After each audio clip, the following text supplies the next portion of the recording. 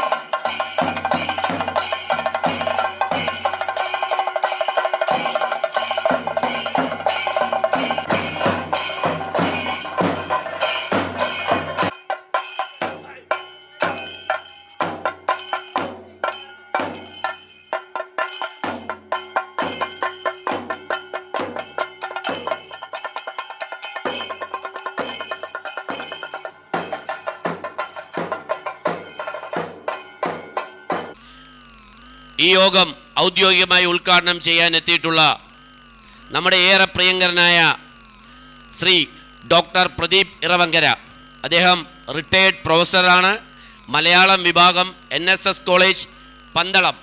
അദ്ദേഹത്തെ ഈ യോഗത്തിലേക്ക് ആദരപൂർവം സ്വാഗതം ചെയ്തുകൊള്ളുന്നു. നാദം കൂട്ടായ്മയുടെ സെക്രട്ടറി ശ്രീ സതീഷ് കുമാർ ചേട്ടനെ ഈ യോഗത്തിലേക്ക് സ്വാഗതം ചെയ്യുന്നു. ഈ യോഗത്തിൽ പങ്കെടുക്കാൻ എത്തിയിട്ടുള്ള നാദം കൂട്ടായ്മയ്ക്ക് ആശംസ അറിയിക്കാൻ എത്തിയിട്ടുള്ള 16-ാം വാർഡ് മെമ്പർ ശ്രീമതി അനുജ രാജേഷിനെ ഈ യോഗത്തിലേക്ക് സ്വാഗതം ചെയ്യുന്നു. ഈ യോഗത്തിന് കൃതജ്ഞത പറയുന്നതിന് വേണ്ടി നാദം കൂട്ടായ്മയുടെ ട്രഷറർ ശ്രീ അജിത് കുമാറിനെ ഈ യോഗത്തിലേക്ക് സ്വാഗതം ചെയ്യുന്നു. ഇന്ന് ഈ യോഗത്തിൽ പങ്കെടുക്കുന്ന നാദം കൂട്ടായ്മയുടെ മുഴുവൻ ഭാരവാഹികൾക്കും അതേപോലെ തന്നെ കൂട്ടായ്മയുടെ മുഴുവൻ കുടുംബ അംഗങ്ങളെയും ഈ യോഗത്തിലേക്ക് സവിനയം സ്വാഗതം ചെയ്തുകൊള്ളുന്നു. ബഹുമാനപ്പെട്ട ശ്രീ പ്രദീപ് ഇറവങ്കര അവരുകളെ പരിചയപ്പെടുത്തുകയാണ്. അദ്ദേഹം പന്തളം NSS കോളേജിൻ്റെ അസോസിയേറ്റ് പ്രൊഫസറും മലയാളം വിഭാഗത്തിൻ്റെ HOD-യുമായിരുന്നു. അതുകൂടാതെ കേരളത്തിലെ സ്കൂളുകളിൽ ദേശീയ വായന ദിന പ്രഭാഷണങ്ങൾ പോലുള്ള സാഹിത്യ സാംസ്കാരിക പരിപാടികൾക്ക് നേതൃത്വം നൽകുന്നു. ഡോക്ടറേറ്റ് നേടിയിട്ടുള്ളതുമാണ്. ഡോക്ടർ പ്രദീപ് ഇറവങ്കര അവരുകളെ ഹൃദ്യമായി സ്വാഗതം ചെയ്യുകയാണ്. അടുത്തത് നമ്മുടെ പ്രിയങ്കരി വാർഡ് മെമ്പർ ആശംസ നേരുന്നതിനായി വന്നിരിക്കുന്നു. ശ്രീമതി അനുജ രാജേഷിനെ സ്നേഹപൂർവ്വം സ്വാഗതം ചെയ്യുന്നു. ആശംസ അവസാനം നന്ദി രേഖപ്പെടുത്തുന്ന നാദം കൂട്ടായ്മ എക്സിക്യൂട്ടീവ് മെമ്പർ കൂടിയായ ശ്രീ അജിത്തിനെ സന്തോഷപൂർവ്വം സ്വാഗതം ചെയ്യുന്നു. ഈ പരിപാടിയിലേക്ക് എത്തിച്ചേർന്ന നാദം കൂട്ടായ്മയിലെ അംഗങ്ങൾക്കും കുടുംബാംഗങ്ങൾക്കും പ്രത്യേകം ഊഷ്മളമായി സ്വാഗതം ചെയ്യുന്നു. എല്ലാവരെയും ഒരിക്കൽ കൂടി സ്വാഗതം ചെയ്തുകൊണ്ട് എൻ്റെ വാക്കുകൾ നിർത്തുന്നു. ജയ് ഹിന്ദ്. എന്തൊക്കെ പറയാനുണ്ടോ അതൊക്കെ പ്രദീപ് ഇറവങ്കര സാർ ഇപ്പോൾ പറയും. അതുകൊണ്ട് ഞാൻ ദീർഘിപ്പിക്കുന്നില്ല. എല്ലാവരും അദ്ദേഹത്തെ കൈയടിച്ച് പ്രോത്സാഹിപ്പിക്കണം. കൂട്ടായ്മയുടെ ഈ യോഗം ഉദ്ഘാടനം ചെയ്യാൻ എത്തിയിട്ടുള്ള നമ്മുടെ ഏറെ പ്രിയങ്കരനായ ഡോക്ടർ പ്രദീപ് ഇറവങ്കരയെ ആദരപൂർവ്വം ക്ഷണിച്ചുകൊള്ളുന്നു. അദ്ദേഹത്തിന് നമ്മുടെ നാദം കൂട്ടായ്മയുടെ മൊമെന്റോ നൽകി അദ്ദേഹത്തെ ആദരിക്കുന്നതിന് വേണ്ടി നാദം കൂട്ടായ്മയുടെ പ്രസിഡന്റ്, സെക്രട്ടറി, നാദം കൂട്ടായ്മയുടെ ഭാരവാഹികളെ ആദരപൂർവ്വം ക്ഷണിച്ചുകൊള്ളുന്നു.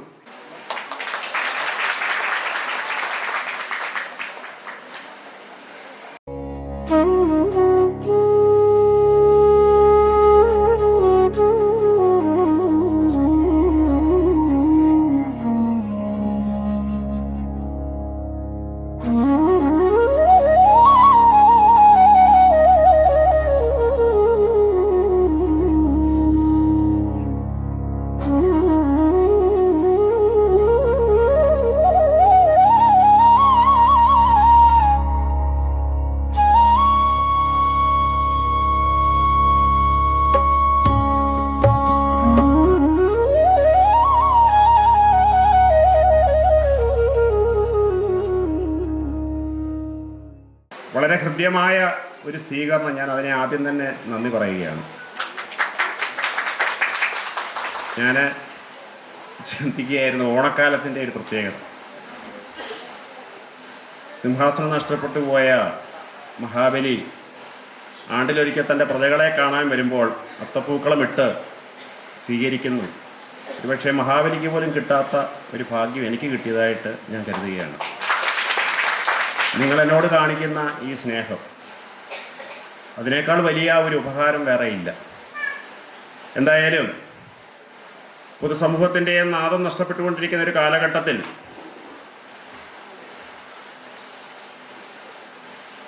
ഈ പ്രദേശത്തിൻ്റെ നല്ലൊരു നാദമായി മുഴങ്ങിക്കേൾക്കുന്ന എൻ്റെ പ്രിയപ്പെട്ടവർ, നിങ്ങളുടെ ഐക്യം, നിങ്ങളുടെ കൂട്ടായ്മ എന്നും നിലനിൽക്കണം എന്ന് ഞാൻ ആദ്യമേ തന്നെ പറയുകയാണ്.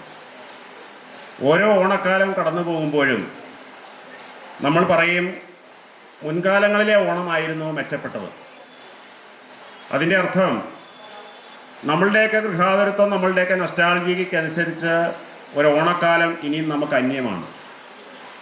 ഞാനും ഇവിടെ ഇരിക്കുന്ന എൻ്റെ പ്രിയപ്പെട്ടവരും നമ്മളുടെയൊക്കെ ചെറുപ്പകാലത്ത് നമ്മൾ കണ്ട ഓണമല്ല ഇന്നത്തെ ഒരു ഓണം. ഏറെ സാംസ്കാരിക പൈതൃകമുള്ള ഒരു പ്രദേശമാണ് ഓണാട്ടുകര.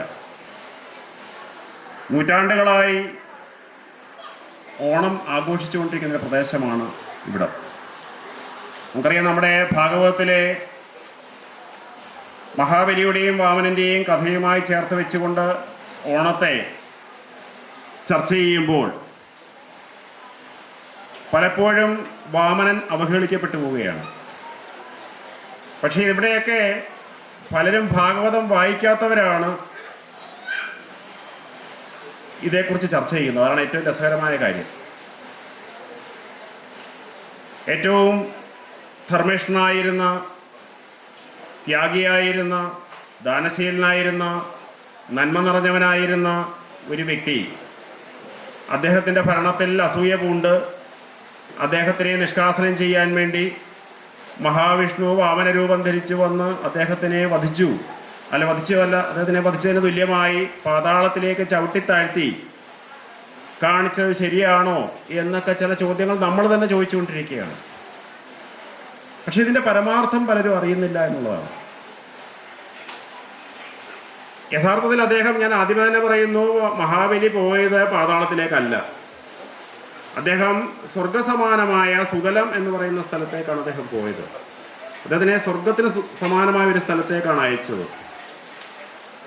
അതിനൊക്കെ പിന്നിൽ ഒരുപാട് കാര്യങ്ങളുണ്ട്. നമ്മളിപ്പോൾ അത് ചർച്ച ചെയ്യേണ്ട ഒരു വിഷയമല്ല. അതുകൊണ്ട് വാമനൻ ആദരിക്കപ്പെടുന്നു, പക്ഷേ പലരും വാമനനെ തിരസ്കരിക്കപ്പെടുന്നു. അതുമായി ബന്ധപ്പെട്ട ഓണത്തെ നമ്മൾ ചർച്ച ചെയ്യുന്നു. ഞാൻ ഒരുപാട് ഓണം വേദികളിൽ ഇതുപോലെ പോകാറുണ്ട്. പലപ്പോഴും നമ്മളവിടുന്ന് വീർപ്പ് മുട്ടാറുണ്ട്. എല്ലാവരും വാമനനെ ക്രൂശിക്കുകയാണ്. പക്ഷെ അതൊക്കെ നിങ്ങൾ ഭാഗവതം വായിക്കുമ്പോൾ എന്താണ് സംഭവിച്ചത് എന്ന് അറിയാൻ പറ്റും. മഹാബലിയെ നേരത്തെ ഒരു ദേവ അസുര യുദ്ധത്തിൽ വധിച്ചതാണ്. ശുക്രാചാര്യൻ അദ്ദേഹത്തിന് ജീവൻ കൊടുത്തതാണ്. അദ്ദേഹത്തിനെ പിന്നെ ഒരാൾ മരിച്ചു കഴിഞ്ഞാൽ പിന്നെ അയാളെ വീണ്ടും കൊല്ലാൻ പറ്റില്ലല്ലോ. പക്ഷെ അദ്ദേഹത്തിന് മോക്ഷതുല്യമായ ഒരു പദവി കൊടുക്കേണ്ടത് മഹാവിഷ്ണുവിൻ്റെ ആവശ്യമായിരുന്നു. മഹാവിഷ്ണുവിൻ്റെ ഭക്തൻ കൂടിയാണ് അദ്ദേഹം. കാരണം പോരായെങ്കിൽ മഹാബലിയുടെ അച്ഛൻ പ്രഹ്ലാദൻ, അദ്ദേഹവും വളരെ ഭക്തനായ ഒരു വ്യക്തിയായിരുന്നല്ലോ, നമുക്കറിയാമല്ലോ. അവരുടെ പാരമ്പര്യം തന്നെ വലിയ ഭക്തിയുടേതാണ്. അപ്പം അങ്ങനെയാണ് അദ്ദേഹത്തിനെ വീണ്ടും ഇന്ദ്രപദവിയിലേക്ക് വരിക എന്ന് പറഞ്ഞുകൊണ്ടാണ് സുതലത്തിലേക്ക് അയക്കുന്നത്. അപ്പം അങ്ങനെയുള്ളൊരു കഥയുമായി കൂട്ടിച്ചേർത്ത് നിർത്തിക്കൊണ്ടാണ് നമ്മൾ പലപ്പോഴും നമ്മളുടെ ഓണത്തെ ചർച്ച ചെയ്യപ്പെടുന്നത്. പക്ഷെ ഓണത്തിൻ്റെ പ്രാധാന്യം എന്താണെന്നും കാര്യങ്ങൾ നമ്മൾ കൃത്യമായി തിരിച്ചറിയണം. ഇതാണ്ട് 2000 വർഷത്തിന് മുമ്പ് ആരംഭിച്ച ഒരു ചടങ്ങാണ് ഓണം. മുമ്പ് നമ്മുടെ ഇവിടെ ഇരിക്കുന്ന നമ്മളിതിൻ്റെ സത്യാവസ്ഥ കുറച്ച് അറിഞ്ഞിരിക്കണം. സംഘകാലം എന്നറിയപ്പെടുന്ന ഒരു കാലഘട്ടത്തിൽ ഇന്ന് നമ്മൾ പറയുന്ന ദക്ഷിണേന്ത്യയിലെ 4-5 സംസ്ഥാനങ്ങൾ, ഇപ്പോഴത്തെ 5 സംസ്ഥാനങ്ങൾ, ഇതെല്ലാം ഒന്നായി തമിഴകം എന്നറിയപ്പെട്ടിരുന്നു. കേരളമെന്നോ തമിഴ്നാടെന്നോ ആന്ധ്രയെന്നോ കർണാടകയെന്നോ ഒന്നും വേർതിരിച്ചറിയപ്പെടാത്ത ഒരു കാലഘട്ടത്തിൽ, തമിഴകം എന്നറിയപ്പെട്ടിരുന്ന ഒരു കാലഘട്ടത്തിൽ മധുരയിലാണ് ആദ്യമായി ഓണാഘോഷം ആരംഭിക്കുന്നത്. മധുരയിൽ സംഘകാലത്ത്. അത് മധുരൈക്കാഞ്ചി എന്ന് പറയുന്ന ഒരു കൃതിക്കകത്ത് വളരെ കൃത്യമായി അതിനെക്കുറിച്ച് പറഞ്ഞിട്ടുണ്ട്. പക്ഷെ പിന്നീട് നമ്മൾ ഇന്ന് പറയുന്ന കേരളത്തിലേക്ക് ഇതെത്തിയത് 8-ാം നൂറ്റാണ്ടിലാണ്. 8-ാം നൂറ്റാണ്ടിലെ കുലശേഖരന്മാരുടെ 2ാം ചേര സാമ്രാജ്യ കാലഘട്ടത്തിലേക്ക് എത്തുമ്പോൾ ആ ഒരു കാലഘട്ടത്തിലാണ് നമ്മളുടെ തൃക്കാക്കര കേന്ദ്രീകരിച്ചുകൊണ്ട് 28 ദിവസം നീണ്ടു നിൽക്കുന്ന ഓണാഘോഷം ആരംഭിക്കുന്നത്. അത് ശരിക്കും വാമനനെ ആണ് അവിടെ ആരാധിച്ചത്. കാരണം വൈഷ്ണവ മതത്തിൻ്റെ ആവിർഭാവത്തോടു കൂടി വിഷ്ണുപൂജയുടെ ഭാഗമായിട്ടാണ് ഓണം ആരംഭിക്കുന്നത്. അവിടെ മഹാബലി എന്ന് പറയുന്ന ഒരു ചിത്രം കടന്നു വരുന്നതേയില്ല. നമ്മൾ മനസ്സിലാക്കേണ്ട ഒരു കാര്യമാണ്. അന്ന് അദ്ദേഹം, അന്നത്തെ കുലശേഖര ആഴ്വാര്, വിഷ്ണുഭക്തനായ അദ്ദേഹം 28 ദിവസം നീണ്ടു നിൽക്കുന്ന ഓണാഘോഷം, അതായത് കർക്കിടക മാസത്തിലെ തിരുവോണത്തിന് ആരംഭിച്ച് തിരുവോണം നമ്മളുടെ ചിങ്ങമാസത്തിലെ തിരുവോണത്തിന് അവസാനിക്കുന്ന രീതിയിൽ 28 ദിവസം നീണ്ടു നിൽക്കുന്ന സുദീർഘമായ ആഘോഷ പരിപാടികൾ സംഘടിപ്പിക്കപ്പെട്ടു. അദ്ദേഹത്തിൻ്റെ 56 നാട്ടുരാജാക്കന്മാർക്കായിരുന്നു അതിൻ്റെ നടത്തിപ്പിൻ്റെ ഉത്തരവാദിത്വം. ഓരോ ദിവസവും 2 പേര് വെച്ചാണ് അതിൻ്റെ ഉത്തരവാദിത്വം നിർവഹിച്ചിരുന്നത്. ഇതുകൂടാതെ 64 നാടുവാഴികളും ഇവരൊക്കെ സാമന്തന്മാരായി വന്ന് അടിമക്കുടി വെച്ചുകൊണ്ട് വരാൻ പോകുന്ന ഒരു വർഷക്കാലം ഞങ്ങൾ അങ്ങേക്ക് വിധേയരായിരുന്നു കൊള്ളാം എന്ന് പറഞ്ഞുകൊണ്ട് പിരിയുന്ന ചടങ്ങുകളുണ്ടായിരുന്നു. ആ കാലഘട്ടത്തെയാണ് അത്തച്ചമയം എന്ന പേരിൽ അറിയപ്പെടുന്നത്. ഇന്നും നമ്മൾ കാണുന്ന അത്തച്ചമയം അതാണ്. കേരളത്തിലെ എമ്പാടും അന്ന് ഓണം ഉണ്ടായിരുന്നില്ല. 1961 പട്ടംതാണുപിള്ള മുഖ്യമന്ത്രിയായിരിക്കുമ്പോഴാണ് കേരളത്തിൽ ഈ ഓണാഘോഷത്തെ നമ്മളുടെ സംസ്ഥാനത്തിൻ്റെ ഉത്സവമായി പ്രഖ്യാപിക്കുകയും അന്ന് മുതലാണ് കേരളത്തിൻ്റെ തെക്കേ അറ്റം മുതൽ വടക്കേ അറ്റം വരെ ഓണാഘോഷം ഉണ്ടാകുകയും ചെയ്തത്. അതിനു മുമ്പ് ഒരു സമയത്ത് നമുക്കറിയാം, ദക്ഷിണ കേരളത്തിൽ ഓണം വളരെ ഭംഗിയായി, മധ്യ കേരളം ദക്ഷിണ കേരളത്തിൽ ഓണം ആഘോഷിക്കുമ്പോൾ വടക്ക് വിഷുവിനായിരുന്നു പ്രാധാന്യം. ഞാൻ ചില കാര്യങ്ങൾ ഓർമ്മപ്പെടുത്തി പോവുകയാണ്. പക്ഷേ അന്ന് ഈ 8-ാം നൂറ്റാണ്ടിൽ കൊച്ചി കേന്ദ്രീകരിച്ചുകൊണ്ട് ഇതേപോലെയുള്ള ഓണാഘോഷങ്ങൾ ആരംഭിക്കുന്നു. അത് ശരിക്കും പറഞ്ഞാൽ വൈഷ്ണവാരാധനയുടെ ഭാഗമായി വരികയാണ്. അപ്പോൾ ദേശത്തിൻ്റെ പല ഭാഗങ്ങളിൽ നിന്നും അവിടെ നാട്ടുരാജാക്കന്മാരെത്തും. അവരൊക്കെ ആരാധനാവിധിയുടെ ഭാഗമായി തീരും. പക്ഷെ ചില സന്ദർഭങ്ങളിൽ കുറെ കാലം മുന്നോട്ട് വന്നപ്പോൾ അങ്ങനെ അവർക്ക് ആരാധിക്കാൻ പറ്റാത്ത, അവിടെ എത്താൻ പറ്റാത്ത സാഹചര്യം വന്നപ്പോൾ രാജാവ് തന്നെ ഒരു പ്രഖ്യാപനം നടത്തി, ഇവിടെ വന്ന് ആരാധനയിൽ പങ്കെടുക്കാൻ പറ്റാത്തവർ നിങ്ങളുടെ വീടുകളിൽ ആരാധന നടത്തിക്കൊള്ളുക. അതിനുവേണ്ടി തൃക്കാക്കരയപ്പനെ, വിഷ്ണുവിനെ ആരാധിക്കാൻ വേണ്ടി നിങ്ങൾ നടുമുറ്റത്ത് പൂക്കളം വരച്ച് പൂക്കളമിട്ട് ആ പൂക്കളത്തിൽ വിഷ്ണുവിൻ്റെ പ്രതിനിധിയായിക്കൊണ്ട് അല്ലെങ്കിൽ ഓണത്തപ്പൻ എന്ന രീതിയിൽ മണ്ണ് കൊണ്ടുണ്ടാക്കിയ രൂപം വെച്ച്, അന്ന് മണ്ണൊക്കെയാണ്, ലോഹത്തിൻ്റെ ഒന്നും ഇതിലേക്ക് വന്നിട്ടില്ല, അതിൽ അരിമാവ് ചാർത്തി അടയും മറ്റും നേദിച്ച് അദ്ദേഹത്തിനെ നിങ്ങൾ വീട്ടിൽ ആരാധിച്ചാൽ മതി എന്ന് പറഞ്ഞു. ആ ആരാധനയുടെ തുടർച്ചയാണ് ഇന്ന് നമ്മളുടെയൊക്കെ വീടുകളിൽ നമ്മൾ അത്തപ്പൂ ഇടുന്നത്. ഇത് ആദ്യകാലത്ത് തുടങ്ങിയപ്പോൾ ഞാൻ പറഞ്ഞതുപോലെ തമിഴ്നാട്ടിലൊന്നും ഉണ്ടായിരുന്നില്ല. ഇതിൻ്റെ ആവിർഭാവത്തെക്കുറിച്ച് പറയുകയാണ്. അതുപോലെ പുലികളി 18-ാം നൂറ്റാണ്ടിൽ ശക്തൻ തമ്പുരാനാണ് ആരംഭിച്ചത്. അതിൻ്റെ പിന്നിൽ കുറേ ചരിത്രമുണ്ട്, അവിടേക്ക് ഞാൻ കടക്കുന്നില്ല. അതൊക്കെ നിങ്ങൾ അന്വേഷിച്ച് കണ്ടെത്തുക. അപ്പം അങ്ങനെ കാലാകാലങ്ങളിൽ ഓണവുമായി ബന്ധപ്പെട്ടുകൊണ്ട് വിഷ്ണു ആരാധനയുടെ ഭാഗമായി, അപ്പം ഇവിടെ ഇപ്പോൾ പലപ്പോഴും ചർച്ച വെക്കാറുണ്ട്, നമ്മൾ വീടിൻ്റെ മുമ്പിൽ പത്തപ്പൂക്കളം ഇട്ടതിൻ്റെ നടുക്ക് വെക്കുന്നത് ആരെയാണ്, മഹാബലിയെയാണോ അതോ ഇതാണോ? പിന്നെ എങ്ങനെയാണ് ഈ മഹാബലി എന്നൊരു കഥ ഇതിലേക്ക് കടന്നുകൂടിയത്? അതിന് കാരണക്കാർ നമ്മൾ ഓണാട്ടുകരക്കാരാണ്. ഓണാട്ടുകരയിൽ നിന്നാണ് ഈ മാവേലിയുടെ കഥ മറ്റു ഭാഗങ്ങളിലേക്ക് പരന്നത്. 8-ാം നൂറ്റാണ്ടിൽ നമുക്കറിയാം, നമ്മൾ ശ്രദ്ധിക്കേണ്ട ഒരു വലിയ കാര്യമുണ്ട്. നമ്മൾ ഇന്ന് മാവേലിക്കര എന്ന് പറയുന്ന സ്ഥലം, ഓണാട്ടുകര പണ്ടതിൻ്റെ പേര് ഓടനാട് എന്നായിരുന്നു. അതിനു മുമ്പ് അതിനെ ഓനാട് എന്ന പേരിൽ അറിയപ്പെട്ടിരുന്നു. ആ ഓണാട്ടുകരയുടെ ഭരണസിരാകേന്ദ്രം എന്ന് പറയുന്നത് ഇന്നത്തെ നമ്മുടെ കണ്ടിയൂരാണ്, മറ്റം കണ്ടിയൂര്. അന്നിവിടെ ബുദ്ധമതം വളരെ ശക്തമായിരുന്നു. ബുദ്ധമതം, നമ്മളുടെ കണ്ടിയൂർ ക്ഷേത്രം 8-ാം നൂറ്റാണ്ടിന് മുമ്പ് ഒരു ബുദ്ധക്ഷേത്രമായിരുന്നു. ചരിത്ര സത്യത്തിലൂടെ നമ്മൾ കുറച്ച് മുന്നോട്ട് വരണം. അന്ന് അവിടെ ഭരിച്ചിരുന്ന ബുദ്ധരാജാക്കന്മാർ, അതിൽപ്പെട്ട ഒരു വ്യക്തിയാണ് മാവേലി. ആ മാവേലി എന്ന് പറയുന്ന വ്യക്തി ധർമ്മിഷ്ഠനായിരുന്നു, ത്യാഗശീലനായിരുന്നു, പ്രജാവത്സലനായിരുന്നു, നന്മയുടെ നിറകുടമായിരുന്നു. കാരണം ബുദ്ധഭിക്ഷുവായിരുന്നു അദ്ദേഹം. സ്നേഹത്തിൻ്റെയും അഹിംസയുടെയും പാതയിലൂടെ സഞ്ചരിച്ച വ്യക്തിയായിരുന്നു. അദ്ദേഹത്തിൻ്റെ ഭരണകാലം ഒരു പ്രദേശം, നമ്മളുടെ ഓടനാട് എന്ന് പറയുന്ന പ്രദേശത്ത് വളരെ സമ്പന്നമായിരുന്നു എല്ലാ കാരണത്താലും. അതിനെ മുൻനിർത്തിയാണ്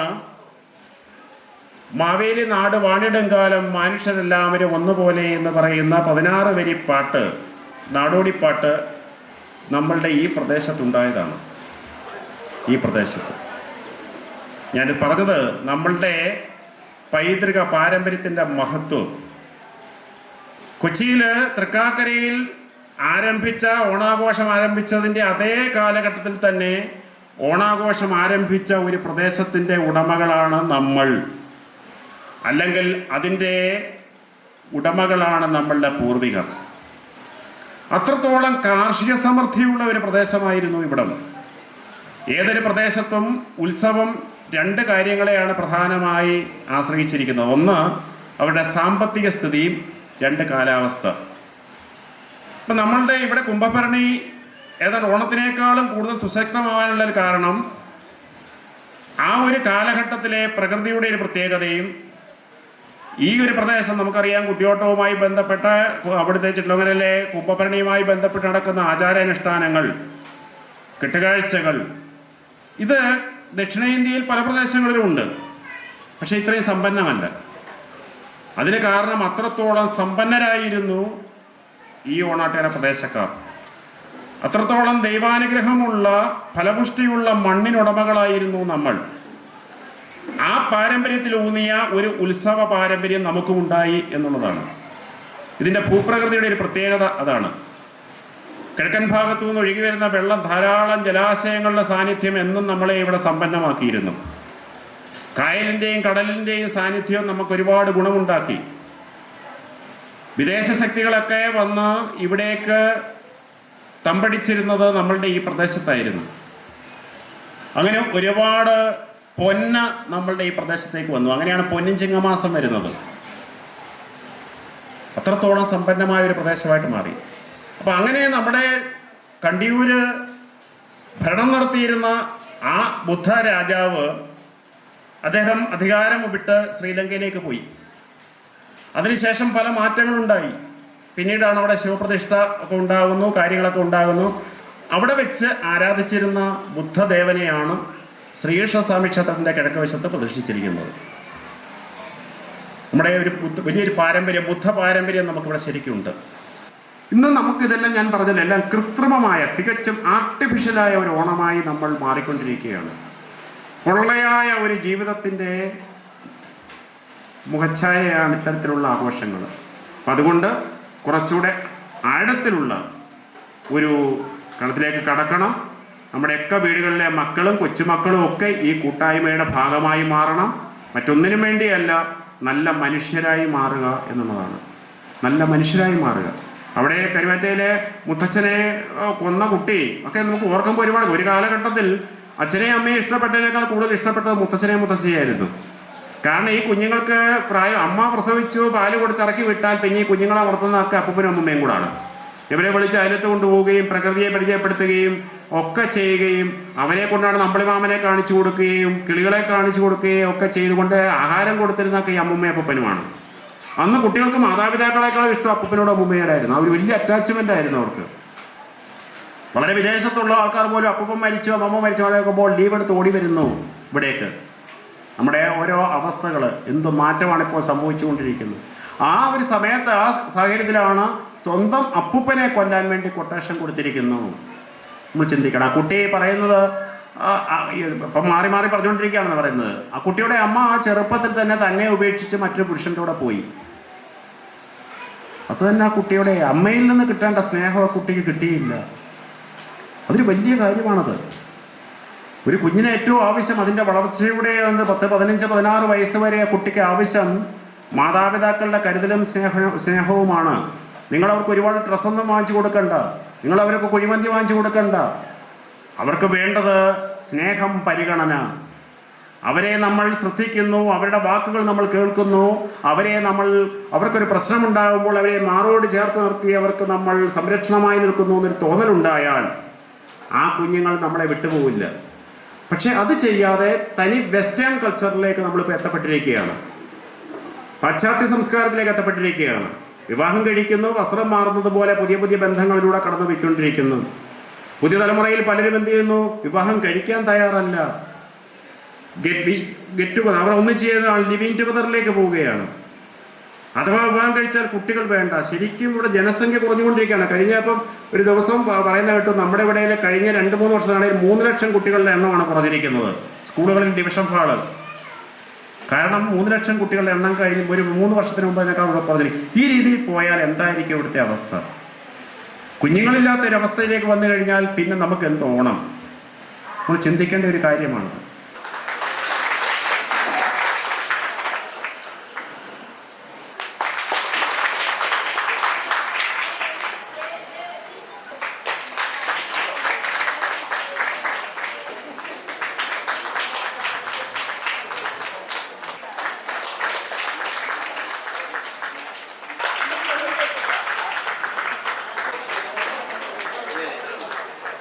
എല്ലാവിധ ഓണാശംസകളും നേർന്നുകൊണ്ട് നിർത്തുന്നു. നന്ദി, നമസ്കാരം.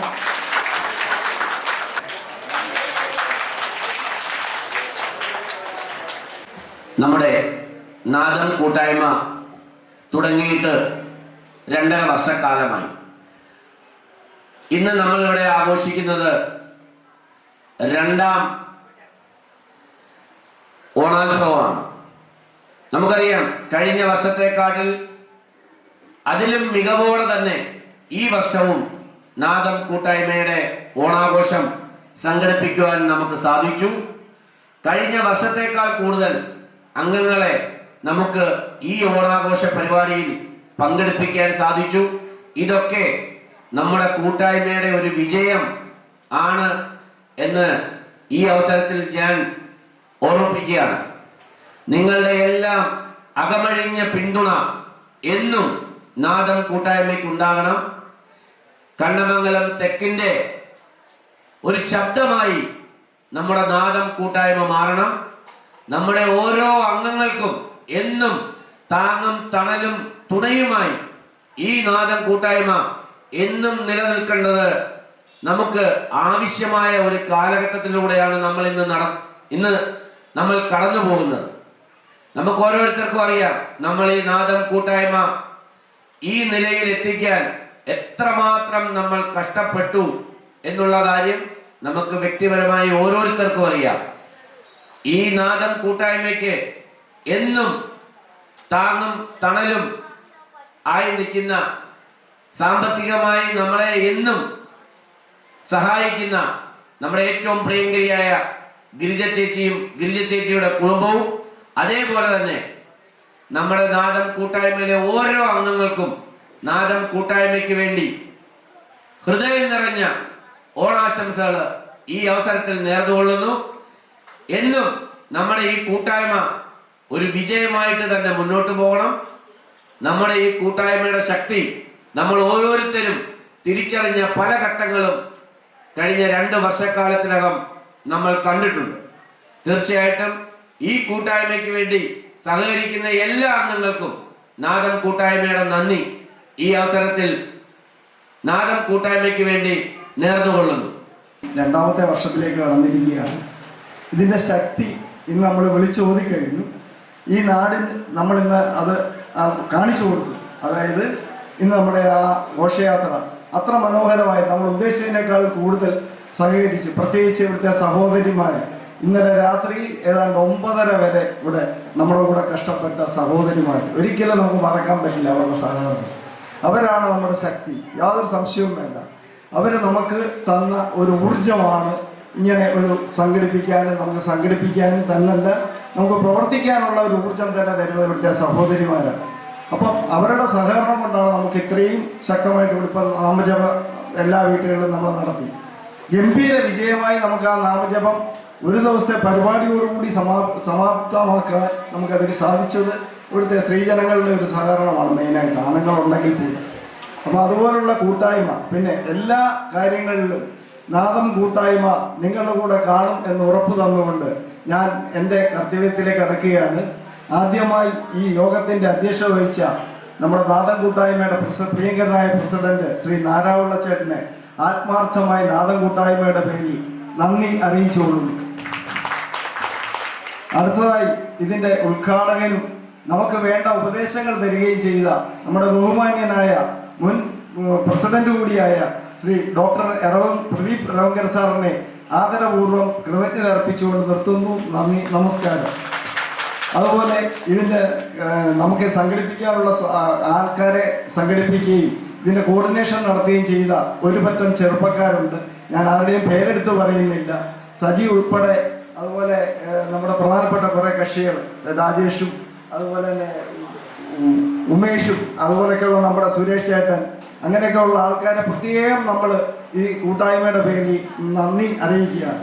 അതുപോലെ ഇതിൻ്റെ സെക്രട്ടറി, രാപകലില്ലാതെ കഷ്ടപ്പെടുന്ന നമ്മുടെ ഈ നാദം കൂട്ടായ്മയ്ക്ക് വേണ്ടി കഷ്ടപ്പെടുന്ന നമ്മുടെ പ്രിയങ്കരനായ സെക്രട്ടറി ശ്രീ സതീഷിനെ 1000 നന്ദി അറിയിച്ചുകൊള്ളു. അതുപോലെ ഇതിൽ പങ്കെടുത്ത എല്ലാ ജനങ്ങളെയും, പരിപാടി തുടങ്ങാൻ സമയം അതിക്രമിച്ചിരിക്കുകയാണ്, അതുകൊണ്ട് കൂടുതൽ സംസാരിക്കുന്നില്ല. എല്ലാ ജനങ്ങളെയും, പ്രത്യേകിച്ച് സ്ത്രീജനങ്ങളെ ഉൾപ്പെടെ ഇവിടെ പങ്കെടുത്ത എല്ലാവരെയും ആദരപൂർവ്വം നന്ദി അറിയിക്കുന്നു. അതുപോലെ നമ്മുടെ വാർഡ് മെമ്പർ, ഞാൻ വിട്ടുപോയി, വാർഡ് മെമ്പർ അനുജ രാജേഷ്, നമ്മുടെ എല്ലാ കാര്യങ്ങളിലും ഏറ്റവും മുന്നിൽ നിൽക്കുന്ന ഈ എല്ലാ കാര്യങ്ങളിലും നമ്മുടെ മുന്നിൽ നിൽക്കുന്ന മെമ്പറെയും ആദരപൂർവ്വം നന്ദി അറിയിച്ചുകൊണ്ട് നിർത്തുന്നു. നന്ദി, നമസ്കാരം.